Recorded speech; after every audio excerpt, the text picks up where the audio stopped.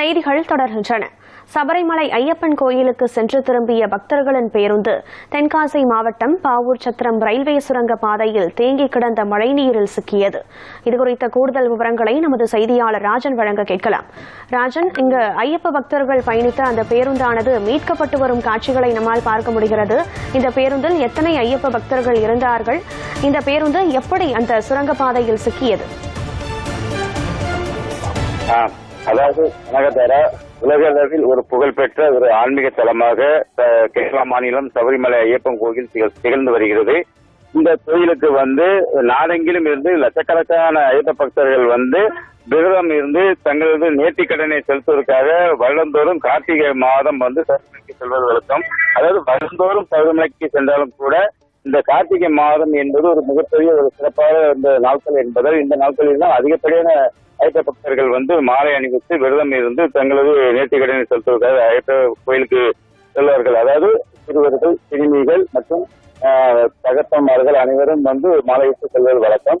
இந்த நிலையில் தான் கார்த்திகை மாதம் முதல் தேதி சபரிமலை ஐயப்பன் கோயிலில் நடை திறக்கப்பட்டது. திறக்கப்பட்ட நாளில் இருந்தே தொடர்ச்சியாக ஐயப்பன் கோயிலுக்கு தினந்தோறும் லட்சக்கணக்கான ஐயப்ப பக்தர்கள் சென்று வருகின்றனர். ஏனென்றால் அங்கு லட்சக்கணக்கான ஐயப்ப பக்தர்கள் சென்று வரக்கூடிய சூழலில் தான் அவர்களுக்கு இப்போ இந்த சென்று வரக்கூடிய ஒரு சில ஐயப்ப பக்தர்கள் அங்கு ஐயப்பனை தரிசிக்க முடியாத ஒரு நிலையில் ஊர் திரும்பி வருகின்றனர். இந்த நிலையில்தான் கிருஷ்ணகிரி மாவட்டம் போத்தம்பள்ளி பகுதியில் இருந்து 2 பேருந்துகளில் சபரிமலை ஐயப்பன் கோயிலுக்கு கார்த்திகை மாதம் சென்ற ஐயப்ப பக்தர்கள் அவர்கள் பல மணி நேரம் காத்திருந்து அவர்கள் உணவு மற்றும் குடிநீர் மற்றும் கழிப்பறை வசதிகள் ஏதும் இல்லாமல் தவித்து இங்க நின்றால் நமக்கு உயிரும் போய்விடும் என்ற ஒரு அச்சத்துடன் அவர்கள் ஊர் திரும்பி வருகின்றனர்.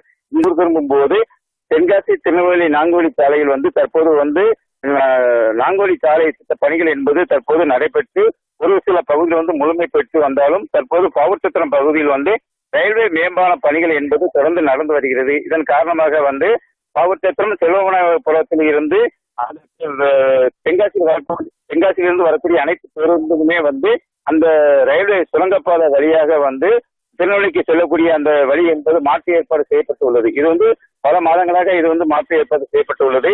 ஏற்கனவே நேற்று தென்காசி மாவட்டத்தில் மதிய நேரத்தில் இருந்து அதிதீவிர கனமழை என்பது பெய்தது. அதே போல இரவிலும் கனமழை இருக்கக்கூடும் என வானிலை ஆய்வு மையம் தெரிவித்தது. இந்த நிலையில்தான் தென்காசி தண்ணீர் குறைந்த அளவே இருப்பது போல் அவருக்கு தென்பட்டுள்ளது.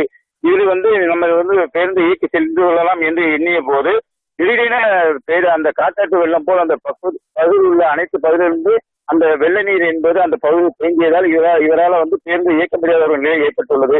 உடனடியாக அந்த பேருந்தில் இருந்து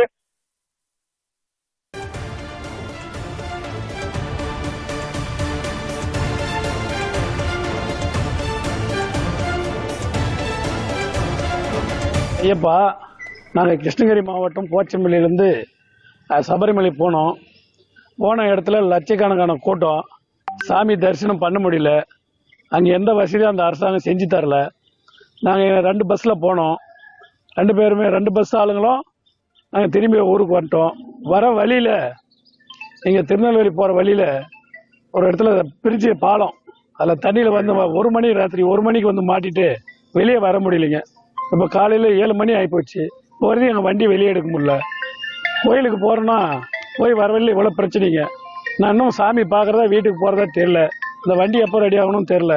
இங்கே இந்த மாதிரி பிரச்சனை, அங்கே அந்த மாதிரி பிரச்சனைங்க. நாங்கள் மாட்டிட்டு இப்படி முழிக்கிறோம். சபரிமலையில் ஆன்லைனில் தானே புக்கிங் பண்ணியிருப்பாங்க.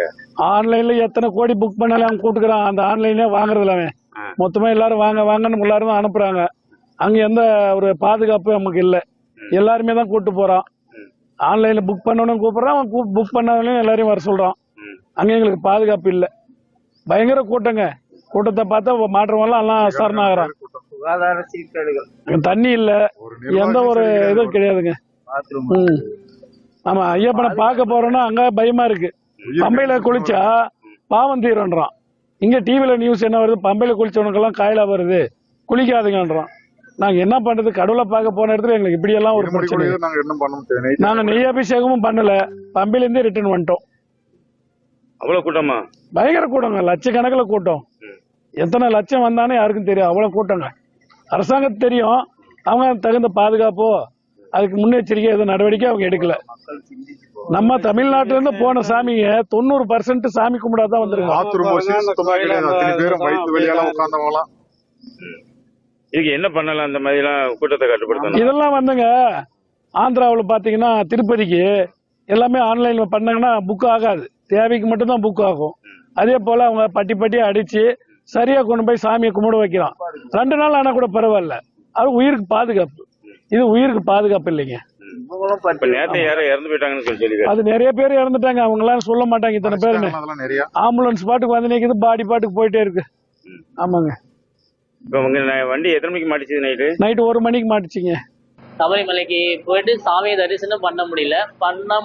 முடியாம நாங்க வந்துட்டுங்க. 2 நாள் ஆயிடுச்சு. வந்துட்டு வர வழியே தென்காசி மாவட்டம் பாபசத்திரன்ற ஒரு ரயில்வே பாலத்துல அந்த ரயில்வே பாலம் வேலை செய்யல, ரோடு டைவர்ஷன் பண்ணி விட்டாங்க. டைவர்ஷன் பண்ண விட இங்க ஒரு பாலத்துல தண்ணி கொஞ்சம் கம்மியா இருக்குன்னு சொல்லிட்டு வந்தேன். தண்ணி அதுக்கு மேல ஃபுல் ஆகி போச்சு. வண்டி அப்படியே பிரேக் டவுன் ஆகி நிக்கி யாருமே வரல. அப்புறமா வந்து பாத்தீங்கன்னா இப்போ வந்து மோட்டர் வச்சு தண்ணி எடுத்துருக்குறேங்க. 2 மணில இருந்து இங்க வெயிட் பண்ணிட்டு இருக்குங்க.